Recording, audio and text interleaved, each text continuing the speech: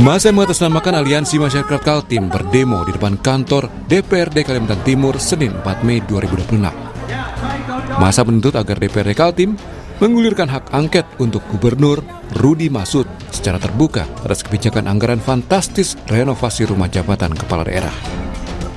Ketua DPRD Kaltim dari fraksi Golkar, Hasanuddin Masud, yang merupakan kakak dari Gubernur Kaltim, bilang DPRD sepakat membawa hak angket ke sidang paripurna merespon tuntutan warga.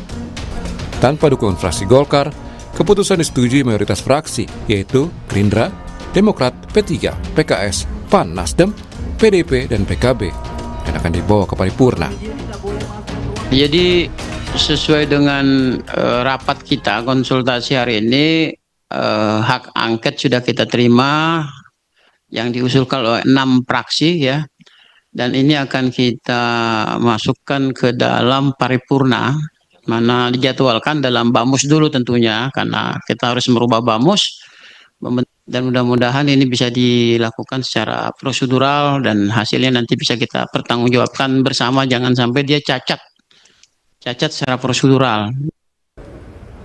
Ada 21 orang anggota DPRD Kaltim dari 6 fraksi sepakat untuk memberikan hak angket tanpa Partai Golkar. Ada tanda tangan sekitar 21 orang, ya harus dilanjutkan ke paripurna. Inisiatornya siapa nih Bang? Sudah ada. Inisiatornya itu yang pasti 21 orang tanda tangan. Di luar Golkar ya Bang? 22 di luar Golkar. Sudah memenuhi syarat untuk angket. Kan hanya 10 orang toh. Kan itu 21. Itu 21. Dari laman kaltimprof.go.id diketahui anggaran renovasi rumah jabatan gubernur mencapai 12 miliar rupiah, di mana di dalamnya termasuk anggaran pembelian 2 kursi pijat senilai 125 juta rupiah dan akuarium air laut. Sementara anggaran renovasi rumah jabatan wakil gubernur mencapai 4,9 miliar rupiah. Dan anggaran renovasi kantor gubernur mencapai 8,2 miliar rupiah yang termasuk anggaran laundry sebesar 450 juta rupiah. Gubernur Kalimantan Timur, Rudy Masud, akhirnya menyampaikan permohonan maaf kepada publik terkait polemik rencana renovasi rumah jabatan senilai 25 miliar yang menuai kritik luas dari masyarakat. Rudy menegaskan akan menanggung secara pribadi biaya untuk fasilitas yang berada di luar fungsi kedinasan. Rudy juga akan mengevaluasi seluruh rencana renovasi. Sebagai bentuk menjaga kepercayaan publik, mulai esok, saya juga akan meniadakan keterlibatan keluarga dalam peran struktural yang berhubungan langsung dengan pemerintah Provinsi Kalimantan Timur, termasuk wakil ketua tim ahli gubernur untuk percepatan pembangunan. Kami juga akan membuka ruang transparansi yang lebih luas, agar setiap kebijakan bisa dipahami dan diawasi bersama. Masukan dan kritik yang disampaikan masyarakat saya terima sebagai bentuk kepedulian dan cinta terhadap Kalimantan Timur. Sementara itu, pengamat politik Yunarto Wijaya menilai untuk disetujui lolosnya penggunaan hak angket hingga akhirnya dibentuk pansus masih perlu perjalanan panjang. Kuncinya ada di fraksi Golkar sebagai pemegang kursi terbanyak. Apakah mereka siap menggunakan hak angket menyelidiki Gubernur Kaltim yang merupakan kader Partai Golkar? Nah, kalau kita lihat ada hambatan pertama. Jadi betul sudah lolos menjadi usulan, tapi untuk disetujui menjadi hak angket dan kemudian menjadi pansus, itu dibutuhkan 3/4 anggota DPRD yang hadir. Nah, di sini ada problem nih. Ketika kita hitung dari 55 kursi DPRD, itu dibutuhkan berarti 42 kursi untuk kemudian memenuhi syarat 3/4 atau 75%. Nanti baru kemudian dari 2/3 yang hadir itu harus menyetujui. Nah, kalau kita hitung nih Mbak, dari 55 kursi, problemnya itu adalah kalau anggota Golkar semuanya tidak hadir, itu tidak memenuhi syarat. Karena Golkar ada 15 kursi. JIT, jadi pemenang pertama. Dan saya pikir ini kan akan diuji ya, kedewasaan sebuah partai di hadapan publik, baik itu dari sisi DPRD Golkar Kaltimnya, ataupun DPP yang memiliki fungsi kontrol. Kontroversi anggaran fantastis fasilitas kedinasan Gubernur Kaltim Rudy Masud bukan kali ini saja menjadi sorotan. Sebelumnya, pembelian mobil dinas dengan anggaran 8,5 miliar rupiah untuk Gubernur Kaltim sempat menuai kritikan di tengah efisiensi. hingga akhirnya pembelian mobil dinas dibatalkan. Tim Liputan Kompas TV.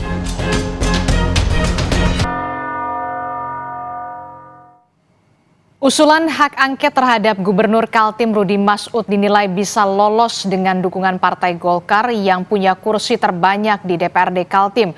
Golkar sudah menyatakan sikap tidak setuju. Apakah ini masih bisa berubah atau kemudian malah usulan hak angket hanya tinggal sekedar harapan semata?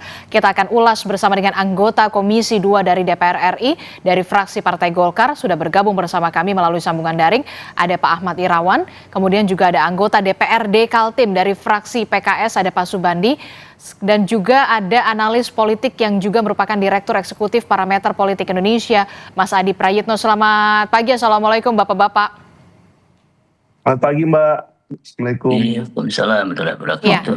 Saya ingin ke Mas Ahmad Irawan dulu. Mas Ahmad Irawan, Anda dari Golkar dan kemudian kita tahu Gubernur Kalimantan Timur juga berasal dari Golkar. Apa alasan fraksi Golkar di Kalimantan Timur tidak menyepakati atau tidak sepakat untuk adanya hak angket, justru lebih ke hak interpelasi? Sebenarnya terkait dengan dinamika politik yang ada di Kalimantan Timur itu sepenuhnya berada di tangan DPD Provinsi Kalimantan Timur. Jadi DPD Partai Golkar Kalimantan Timur memiliki tanggung jawab sepenuhnya dalam mengelola politik di daerahnya. Namun kemudian kami di DPP dan termasuk fraksi Partai Golkar yang ada di Komisi 2 yang membidangi pemerintahan dalam negeri tentu ikut mencermati dinamika politik yang ada di Kalimantan Timur dalam hal ini antara gubernur dan DPRD. Kami cermati secara seksama setiap perkembangan dan dinamika politik yang ada di sana.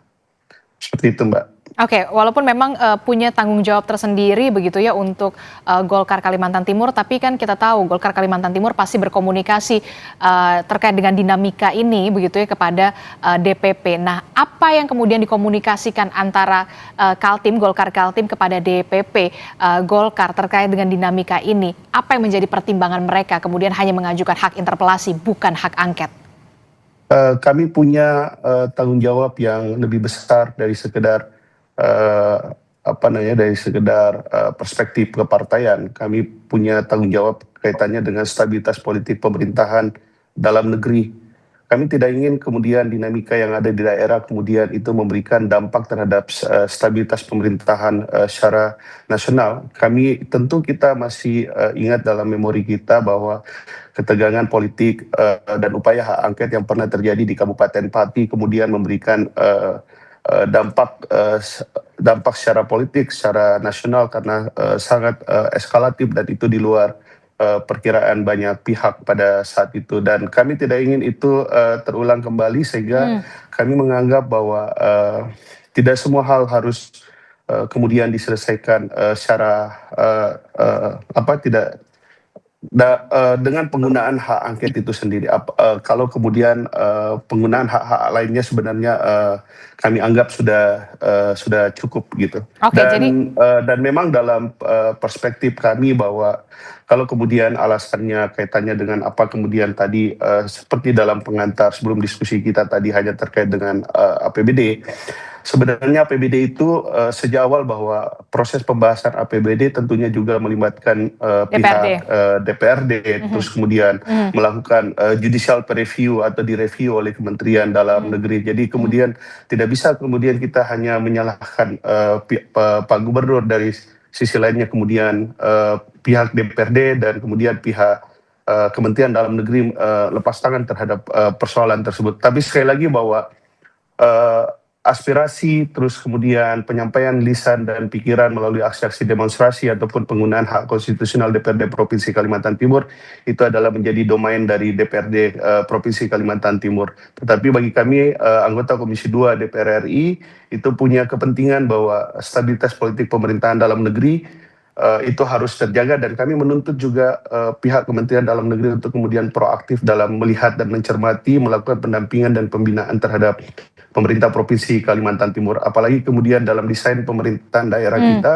antara pihak pemerintah, eksekutif, dan DPRD itu adalah satu bagian yang tidak terpisahkan satu sama lain. Oke, itu artinya Anda ingin mengatakan ini kolektif kolegial begitu, harus ada juga fungsi pengawasan juga dari DPRD.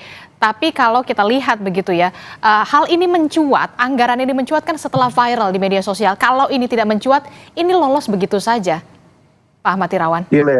Ya itulah yang tadi inti dari pendapat yang kami sampaikan bahwa apa yang terjadi hari ini di Provinsi Kalimantan Timur adalah tidak terlepas dari kerja bersama antara pihak eksekutif dan pihak legislatif. Tetapi tentu kami tidak mengetahui secara mendalam apa yang menjadi kemudian latar belakang atau motif kemudian persoalan-persoalan yang ada atau alokasi anggaran yang ada di APBD itu kemudian ya tanda kutip seperti DPRD lepas tangan dan kemudian menyerahkan sepenuhnya persoalan tersebut kepada Pak Gubernur. Tetapi sekali lagi bahwa proses fact finding itu mencari kebenaran terkait dengan penganggaran tersebut itu memang perlu, tetapi kemudian undang-undang pemerintahan daerah kita mengatur satu tahapan, mekanisme bahwa ada kemudian hak-hak yang melekat terhadap DPRD, mulai dari hak bertanya, hak interpelasi,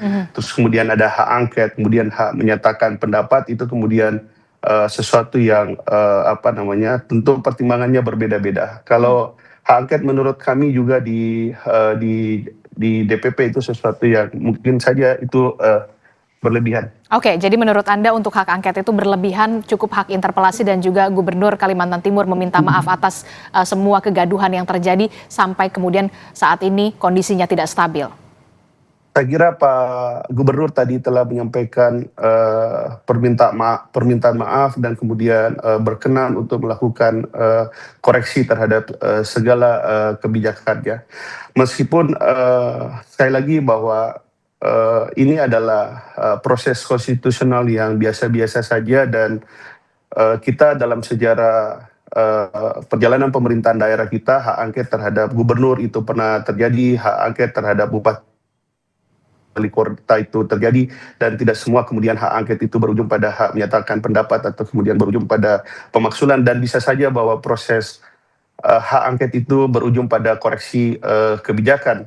Kalau kemudian adalah ujung akhir dari proses perjalanan hak angket itu adalah berupa koreksi kebijakan, itulah yang kami anggap bahwa itu tidak perlu, karena kemudian Pak Gubernur tadi telah menyatakan kesediaannya dan permintaan maafnya dan kerelaannya untuk kemudian mengoreksi berbagai kebijakan, terus mengoreksi APBD, terus kemudian mengoreksi keputusan-keputusan politiknya dan membatasi dan menarik garis batas yang kemudian menjadi aspirasi publik di Kalimantan Timur. Oke, saya mau ke Mas Adi Pray. Mas Adi, kalau kita lihat hitung-hitungannya untuk di DPRD ini soal hak angket, Anda melihat apakah ini bisa lolos untuk bisa sampai ke hak angket?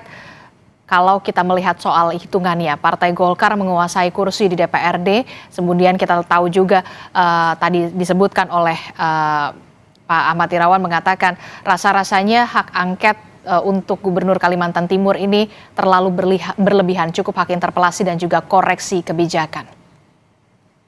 Saya kira ada 3 hal, Aristi. Pertama, kalau bicara tentang dinamika di Kaltim ya, tentu yang akan memenangkan voting, kalau betul ini ada voting misalnya, ya adalah soal siapa suara mayoritas yang akan mendapatkan dukungan. Bahwa misalnya kawan-kawan Golkar di DPRD Kaltim itu mayoritas betul, tapi kalau memang mayoritas dari jumlah anggota DPRD di situ misalnya lanjut ini hak angket, ya maka bisa akan berlanjut seperti apa nanti hak angket. Nah yang kedua, ini kan sangat tergantung bagaimana soal komunikasi politik termasuk juga lobby-lobby. Kalau lobby itu dilakukan oleh Golkar misalnya atas nama Koalisi Indonesia Bersatu ditarik pada koalisi nasional, bukan tidak mungkin suara-suara hak angket yang sudah bermunculan dari DPRD di luar Golkar ini masih bisa dinegosiasikan. Mungkin ada koreksi, mungkin ada komunikasi, ada sesuatu yang diperbaiki yang tidak harus melalui mekanisme. Yang penting kan dalam politik kita itu kan selalu ada tarikan bagaimana koalisi itu tetap utuh mulai dari pusat hingga daerah. Tentu alasannya untuk menjamin soal stabilitas. Nah, yang ketiga, kalau kita bicara tentang hak angket ini kan adalah hak yang cukup melekat kepada anggota dewan, termasuk DPRD. Tentu tujuannya adalah untuk melakukan investigasi, termasuk juga adalah untuk melakukan upaya-upaya penyelidikan terkait dengan kerja eksekutif. Hal ini adalah misalnya kepala daerah, bisa bupati, bisa gubernur, ataupun wali kota, terkait dengan kebijakan-kebijakannya yang bisa menimbulkan kontroversi, apakah itu sudah sesuai dengan aturan ataupun tidak. Karena kalau kita melihat rata-rata secara umum, hak angket yang paling dekat dari yang sekarang kan adalah soal DPRD Pati beberapa waktu yang lalu, dan ujung-ujungnya kan tidak ada pemakzulan, kan tidak ada proses apapun, tapi bahwa ada persoalan yang kemudian diinvestigasi oleh DPRD Pati itu ada. Bahkan 2019 kita juga melihat dari dekat bagaimana misalnya Bupati di Jember, bahkan Ibu Fazia kalau tidak salah, itu kan sempat dimakzulkan, meski pada akhirnya pemakzulan yang dilakukan oleh kawan-kawan DPRD di Jember itu kan tidak bisa dijadikan sebagai acuan untuk melakukan pemakzulan, karena di MK kalau tidak salah di putusan akhirnya pemakzulan itu dianggap tidak valid lah, kira-kira begitu. Jadi ini memang prosesnya cukup panjang. Yang paling penting adalah bagaimana lobby dan proses komunikasi politik misalnya yang terjadi antar fraksi, antar pimpinan, terutama yang terjadi pada kawan-kawan DPRD yang ada di Kalimantan Timur. Dan bahkan ini lobby bisa sampai pusat. Kalau sudah pusat lobby, ya saya kira kawan-kawan di Kaltim DPRD-nya bisa tegak lurus hasil apapun nanti soal bagaimana hasil lobbynya itu. Tapi kalau melihat polanya muncul soal hak angket DPRD ini kan hampir sama. Satu, ada kebijakan yang dinilai kontroversial. Kalau di Kaltim ini adalah banyak sekali. Sebelumnya misalnya anggaran soal mobil dinas, kemudian juga soal laundry. Bahkan yang dipersoalkan terkait dengan hak angket ini adalah tentang bagaimana renovasi Rumah. yang terkait dinas. Padahal kalau bicara tentang rumah dinas dan tentu saja anggaran daerah pastinya melalui proses kan pembahasan antara gubernur pastinya dengan DPR. Nah, yang kedua pasti ada demo-demo, di Pati ada demo, dulu di Jember juga ada demo, di Kaltim juga ada demo, dan kemudian DPRD memberikan respon, bisa hak angket, bisa interpelasi, dan seterusnya. Bagi saya ini adalah proses politik biasa yang seringkali terjadi dalam sistem politik kita, tapi yang menjadi penentu dari segala-galanya adalah soal lobby politik. Oke, jadi penentunya adalah soal lobby-lobby politik begitu ya. Ketika memang lobby-lobby politik ini sudah masuk di tangan pusat begitu ya, tentu saja yang di daerah tegak lurus begitu ya. Walaupun kita tahu sudah ada demo di sana yang begitu kencangnya dan juga masifnya soal kebijakan dari Gubernur Kalimantan Timur yang kita tahu beberapa belakangan sudah dilakukan permintaan maaf dari sang gubernur. Saya mau ke Pak Subandi. Pak Subandi, selamat pagi Pak Subandi. Selamat pagi, Mbak. Iya, Pak Subandi merupakan anggota DPRD Kalimantan Timur dari fraksi PKS. Fraksi Anda menyetujui dengan adanya hak angket terkait dengan kebijakan-kebijakan yang diduga menyimpang dan juga kontroversial. Apa yang menjadi pertimbangan fraksi PKS untuk menyetujui adanya hak angket? Kalau dari fraksi Partai Golkar menganggap hak angket tersebut berlebihan. Baik, terima kasih sebelumnya. Ingin kami sampaikan bahwa kemudian PKS kenapa memilih opsi terselenggaranya hak angket itu adalah bahwa yang pertama memang ini adalah hak yang melekat di DPRD ya, selain hak interpelasi, hak angket dan hak menyampaikan pendapat. Semula kami memang bahkan mohon maaf nih, pendapat pribadi saya juga awalnya interpelasi. Kita mencermati situasi dan kondisi di lapangan ya, dan berbagai argumentasi lain. Kita pahami bersama kalau dari syarat-syarat aja, kalau interpelasi itu sebenarnya syaratnya lebih ringan. Misalnya cukup dihadiri setengah dari jumlah total anggota DPRD. Kalau soal pengusul kurang 10 orang anggota, kemudian lebih dari satu fraksi. Kemudian kenapa kemudian kita memilih opsi angket, pada angket ini dari sisi persyaratannya lebih tinggi, lebih sulit. Kenapa saya katakan begitu? Bahwa nanti di paripurna itu sekurang-kurangnya dihadiri 3/4 dari jumlah anggota DPRD Provinsi Kalimantan Timur. Nah, untuk menghadirkan sejumlah 3/4 itu juga bukan pekerjaan yang mudah, karena kita ketahui bersama Golkar sendiri sudah memiliki 15 kursi. Artinya ketika Partai Golkar tidak hadir semua saja itu sudah tidak quorum, karena tersisa tinggal 40 anggota DPRD. Nah, ini bab itu. Cuma kenapa kemudian tadi pertanyaannya kita mengambil opsi angket itu, melihat dinamika di lapangan yang begitu, dan ini menjadi isu nasional, dan kemudian kondusivitas pembangunan di Kaltim juga tidak kondusif begitu.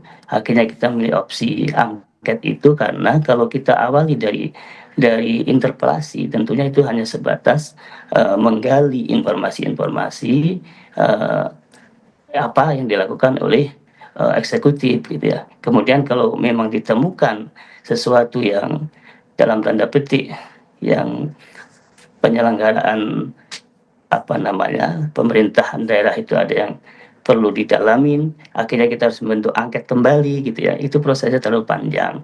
Nah, kita milih opsi hak angket itu karena ini cara pertama, ini memang instrumen yang kita miliki yang semuanya kita tidak ada tendensi apa-apa, tidak ada tendensi yang kemudian kita sudah seolah-olah kalau sudah hak angket itu arahnya itu pemakzulan, arahnya itu jauh dari itu. Kita hanya memerankan, kita hanya melakukan fungsi kami selaku DPRD yang dalam ini fungsi check and balancing. Jadi kita hanya fungsi kontrol gitu Mbak ya. Oke, melaksanakan fungsi check and balances sebagai DPRD begitu ya, pengawasan, tapi melihat fungsi DPRD yang check and balances dan pengawasan, saya ingin tahu juga sebelum kasus ini kemudian mencuat dan viral di media sosial, tentu soal anggaran ini kan harus disetujui oleh DPRD,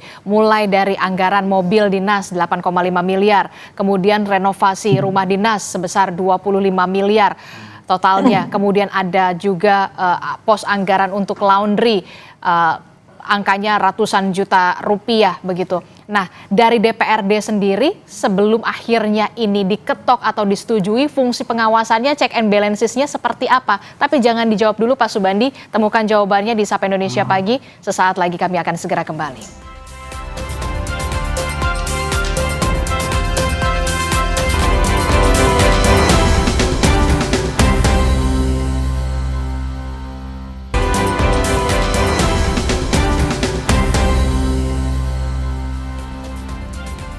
Terima kasih Anda masih bersama kami dalam Sapa Indonesia Pagi. Saudara, kita masih membahas soal bagaimana rencana hak angket yang sudah disetujui oleh 6 fraksi di DPRD Kalimantan Timur. Begitu, salah satunya adalah fraksi PKS dari DPRD Kalimantan Timur. Ada Pak Subandi. Pak Subandi, melanjutkan pertanyaan tadi saya begitu ya. Ini kan kasus ini mencuat atau kebijakan-kebijakan kontroversial sang gubernur ini mencuat ketika viral di media sosial. Tapi kemudian sebelum ini viral di media sosial, tentu DPRD harusnya idealnya sudah mengetahui soal pos-pos anggaran yang kemudian diajukan dan disetujui pula oleh DPRD. Mobil dinas harga 8,5 miliar, kemudian ada rumah dinas renovasi 25 miliar, ada laundry, pos anggaran laundry ratusan juta rupiah. Nah, saya ingin pertanyakan kembali fungsi pengawasan dan juga check and balances DPRD sejauh ini seperti apa? Apakah tidak mengetahui soal pos anggaran ini? Pak Subandi masih di mute. Oke, silahkan Pak Subandi. Baik, makasih. Jadi terkait dengan anggaran-anggaran, baik itu mobil maupun renovasi dan lain sebagainya, ini mohon maaf, kalau secara pribadi saya memang bukan bagian dari badan anggaran, sehingga tidak terlalu detail melihat ini ya. Cuma apapun itu, yang pasti lembaga DPRD sudah mengesahkan APBD yang kemudian ternyata di dalamnya ada item-item pembelanjaan terkait renovasi, terkait penganggaran mobil dinas. Tapi yang saya pahami, yang saya tahu selama ini, karena sebelumnya saya pernah di DPRD kota, apa namanya, biasanya teman-teman anggota DPRD ini kurang jelinya di satuan 3. Selama ini yang kita terkadang kita menyusun anggaran, kemudian kita membahas anggaran itu, waktunya terkadang mepet. Bayangkan kalau buku APBD setebal sekian halaman yang kemudian harus melototi semua satuan 3, itu kemudian tentunya waktu yang tidak tercover. Tapi yang apapun itu, ini menjadi koreksi kami, menjadi koreksi anggota DPRD Provinsi Kalimantan Timur untuk ke depan, supaya ketika kita turut mengesahkan atau menyetujui anggaran-anggaran itu, ya tentunya kita harus tahu detailnya item-item apa aja belanja itu digunakan. Tapi yang pasti, ya dari komunikasi masih teman-teman di DPRD Provinsi Kalimantan Timur, kami kelewatan atau kalau dibilang kecolongan juga tidak. Yang pasti kita tidak monitoring sampai ke satuan 3. Nah, artinya proposal yang disuguhkan oleh pemerintah provinsi sekian, ya mungkin disinilah teman-teman badan anggaran itu tidak sempat mempelajari sehingga detail hingga satuan 3 tadi. Ini yang saya pahami. Ini mohon maaf karena saya juga bukan bagian dari anggota badan anggaran. Nah, ini tentunya tidak bisa menjelaskan secara gamblang. Tapi yang pasti apapun itu, ini koreksi kami untuk kedepannya untuk lebih bisa berhati-hati lagi.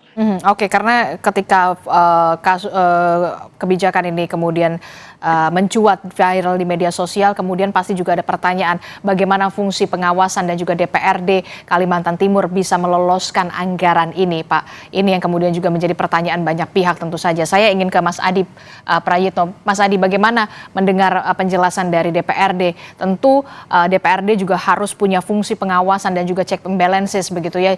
Kemudian saat ini hak angket, kemudian juga dari Golkar hak interpelasi. Apa yang kemudian menjadi catatan Anda soal ini, Mas Adi Pray? Ya, saya kira memang ini semakin menebalkan betapa memang check and balances dari kawan-kawan DPRD di Kaltim itu tidak berjalan dengan maksimal. Karena kan mestinya setelah begitu banyak kabar-kabar dan berita-berita yang cukup viral terkait dengan Gubernur Kaltim ya, mulai dari soal mobil dinas, tentang kursi pijat dan seterusnya itu, mesti ada forum yang disebut dengan forum tabayun ataupun forum klarifikasi, bisa melalui RDP, rapat dengar pendapat dan seterusnya. Ada pembicaraan dari hati ke hati terkait dengan apa saja yang kemudian menjadi gosip nasional ini di Kalimantan Timur. Yang kedua, dari kita yang melihat dari jauh sekalipun, setiap anggaran yang dimiliki oleh gubernur, bupati, dan wali kota, pastinya sudah melalui proses kawan-kawan DPRD, Adis. Ini yang kemudian wajar kalau kemudian dalam banyak hal, kenapa dalam pembahasan budgeting terkait dengan pengadaan, termasuk juga soal renovasi rumah dinas dan seterusnya, baru kemudian dipersoalkan saat ini. Itulah yang kemudian banyak sekali pihak yang bertanya-tanya. Tapi apapun bagi saya, kalau kita mendengarkan statement dari Pak Subandi, rasa-rasanya sudah mulai masuk angin ini. Karena Pak Subandi ini kan bagian dari fraksi yang setuju mungkin dengan hak angket, tapi secara pribadi Pak Subandi terus setuju dengan interpelasi. Jangan-jangan besok-besok akan semakin banyak yang masuk angin dalam tanda kutip ya, yang tidak mau proses ini menjadi proses angket, tapi lebih pada interpelasi misalnya untuk menyatakan pendapat terkait dengan isu-isu yang cukup mutakhir terkait dengan Pak Gubernur yang ada di Kalimantan Timur. Tapi bagi saya ini prosesnya masih panjang, masih sebatas usulan dan belum menjadi sesuatu yang sifatnya definitif terkait dengan hak angket yang ada di DPRD Kaltim. Tapi bagi saya kalau forumnya adalah forum klarifikasi, forum tabayun, ya tentu hak angket itu menjadi tidak relevan. Kecuali memang ada sesuatu yang dianggap jauh lebih serius ya untuk melakukan penyelidikan terkait dengan indikasi-indikasi kebijakan-kebijakan yang mungkin menimbulkan kontroversi dan butuh klarifikasi yang cukup panjang. Tapi bagi saya memang yang paling penting ujung tombak dari check and balances dari ini semua ya adalah kawan-kawan DPRD. Jadi seyogianya sebelum ini menjadi isu nasional, sebelum ada proses dan protes demonstrasi misalnya di Kalimantan Timur, ya mestinya ada forum yang kemudian bisa dibicarakan secara terbuka, rapatnya bisa tertutup ataupun terbuka antara DPRD dan gubernur terkait dengan anggaran-anggaran yang sifatnya fantastis. Cuman memang Gubernur Kaltim ini punya itikat yang baik, misalnya minta maaf secara terbuka atas kegaduhan-kegaduhan dan bahkan siap bertanggung jawab jika ada sesuatu di luar pengadaannya itu misalnya di luar APBD dan itu akan ditanggung gitu ya. Itu adalah menurut saya yang melihat dari jauh sesuatu yang sifatnya positif, itikat baik dan tentu saja tinggal bagaimana komunikasinya dengan DPRD di kemudian hari. Bagi saya pada akhirnya Adisti ini adalah soal lobby, apakah angket ini akan lanjut ataukah tidak. Saya kira di situ. Oke, tapi secara garis besar menurut Anda kalau melihat ini peluangnya sedikit sekali untuk bisa masuk ke lolos ke hak angket? Ya, kalau melihat rata-rata secara umum Golkar sebagai partai pemenang pileg di situ dengan jumlah DPRD terbanyak, ya tentu soal hak angket ini jalanan yang ditempuh cukup berliku dan mendaki, Hadisti. Ada lobby, ada apa namanya tingkat persentase kehadiran DPRD untuk memutuskan apakah ini akan menjadi voting nanti tentang hak angket ataupun tidak. Saya kira Pak Subandi harus spill sedikit nih ke kita, bagaimana konfigurasi politiknya di DPRD Kaltim itu. Apakah satu akan tegak lurus ataukah jangan-jangan besok-besok akan seperti Pak Subandi nih, ini pernyataan pribadi saya yang lebih condong misalnya ke interpelasi. Itu kan yang saya sebut dalam tanda kutip mulai masuk angin nih, jangan-jangan gitu ya. Oke. Silakan Pak Subandi. Silakan Pak Subandi. Jadi yang saya sampaikan bahwa secara pribadi itu sebelum adanya angket ya. Jadi ketika partai sudah memutuskan bahwa kita memilih opsi angket, ya tentunya saya pribadi juga harus mendukung itu. Karena itu sudah menjadi keputusan partai. Jadi saya sampaikan bahwa yang saya sampaikan pendapat pribadi itu sebelum adanya keputusan partai. Perlu saya sampaikan, tadi sudah disinggung masalah sama Bang Adi bahwa begini, sebenarnya hak angket ini buat kami ini ajang ataupun tempat ataupun wadah eksekutif dalam hal ini gubernur dan wakil gubernur beserta jajaran pemerintah provinsi untuk menjelaskan segamblang-gamblangnya. Jadi di forum inilah sebenarnya kesempatan yang sangat baik untuk eksekutif menjelaskan duduk persoalannya. Tadi disampaikan kenapa belanja mobil dinas sampai sekian, itu juga sudah dikembalikan dan belum. Dan kemudian ada lagi kenapa belanja laundry yang muncul, yang viral belakangan ini, sampai 450 juta. Sebenarnya ternyata setelah kita gali informasi-informasi, 450 juta itu dipahami oleh masyarakat seolah-olah itu hanya untuk cuci dan gosok bajunya gubernur kan. Bukan, begitu. Tapi untuk keseluruhan. Ternyata untuk keseluruhan ada cuci ambal, ada tapi cuci gorden. Tapi kan memang idealnya begitu ya. Nah ini maksud saya, inilah momentum pemerintah provinsi menjelaskan secara detail. Karena opini di masyarakat, opini yang terbangun seolah-olah itu hanya untuk, mohon maaf, setrikaan dan cuci saja, padahal itemnya banyak. Apalagi sekarang adanya efisiensi, rapat-rapat di gubernur itu banyak dilakukan di rumah dinas gubernur. Nah di situ tentunya frekuensi kegiatan gubernur juga banyak. Nah itu yang menyebabkan anggarannya sebenarnya biasa-biasa saja. Nah inilah maksud kami, ajang atau momentum yang pas gubernur menjelaskan. Berarti saja caranya menjelaskan. Tapi seyogyanya permintaan penjelasan itu dilakukan sebelum adanya persetujuan APBD yang kemudian belakangan baru diketahui, kemudian juga akhirnya viral di media sosial. Seyogyanya permintaan penjelasan itu sebelum adanya persetujuan APBD, Pak Subandi. Tapi ini sudah kadung terjadi begitu ya. Tapi saya terakhir ke Pak Ahmad Irawan. Pak Ahmad Irawan, kalau dari DPP sendiri begitu ya, bagaimana sejauh ini komunikasi antara DPP dan juga Pak Rudi Masud begitu ya, Gubernur Kalimantan Timur soal ini?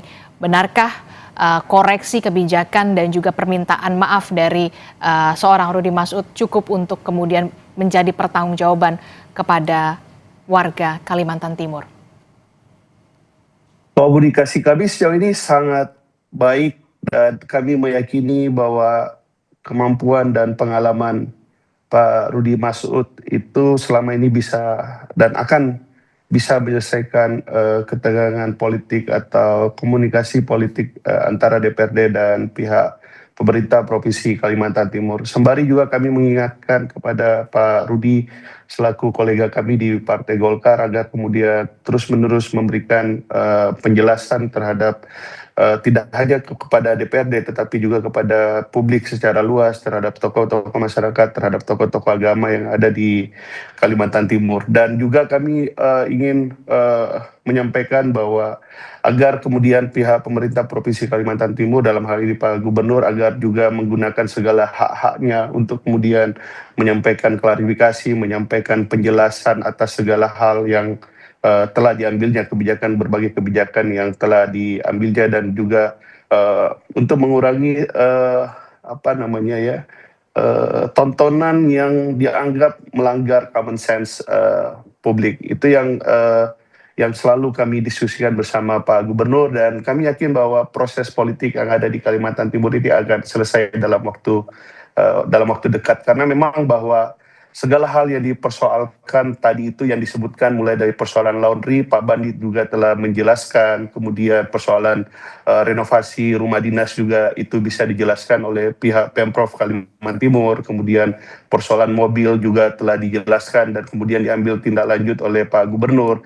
Jadi saya kira masalah-masalah tersebut itu bisa dan cukup kalau kemudian pihak DPRD itu menggunakan hak konstitusionalnya untuk kemudian mengajukan pertanyaan, baik melalui rapat dengar pendapat atau kemudian seperti yang disarankan oleh Pak Adi tadi adalah komunikasi dari hati ke hati antara Pak Gubernur dan DPRD gitu. Dan tetapi sekali lagi apapun itu, bahwa kami menghormati segala hal penggunaan hak konstitusional yang ada di DPRD Provinsi Kalimantan Timur, tetapi kami ingin mengingatkan bahwa apa yang dipermasalahkan hari ini adalah keputusan bersama yang diambil melalui yang disebut dengan APBD, dan kami minta pemerintah, Kementerian Dalam Negeri untuk turun segera menyelesaikan dan memfasilitasi dan membina, mendampingi pihak Pemprov Kalimantan Timur untuk menyelesaikan persoalan politik ini antara Pemprov dan DPRD Provinsi Kalimantan Timur.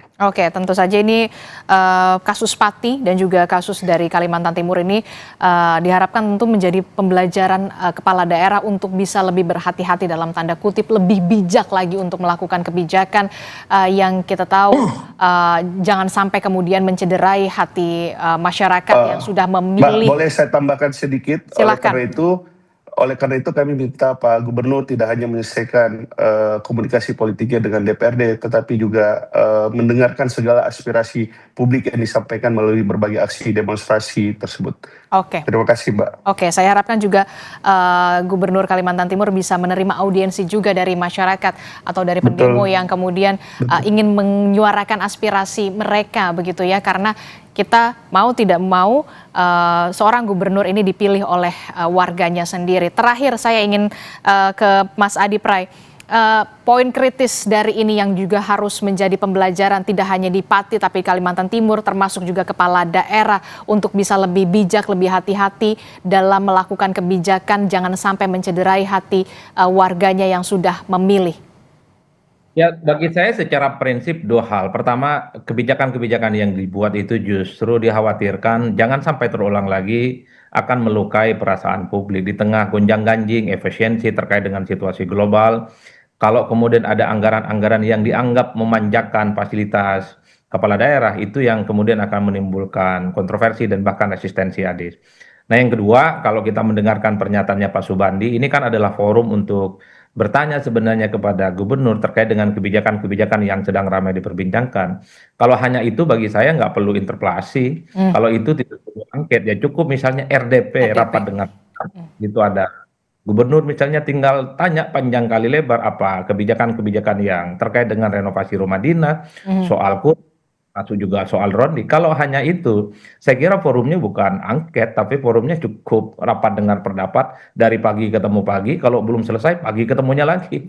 Tidak perlu misalnya menggunakan instrumen-instrumen yang sifatnya istimewa dan spesial yang sebenarnya cukup melekat kepada anggota dewan. Kan kesannya kalau sudah ada hak angket, ada interpelasi, ini kan hak yang jarang-jarang sekali digunakan oleh DPR. Pasti ada sesuatu yang disebut dengan extraordinary, ada Kegentingan. sehingga hak istimewa ini kemudian dikeluarkan gitu atau digunakan kawan DPRD. Kalau cuma sebatas tabayun, klarifikasi, ingin mengkonfirmasi kebijakan-kebijakan yang dianggap menimbulkan kegaduhan, ya cukup dengan rapat dengar pendapat, tabayun, ya bicara dari hati-hati, selesai bagi saya.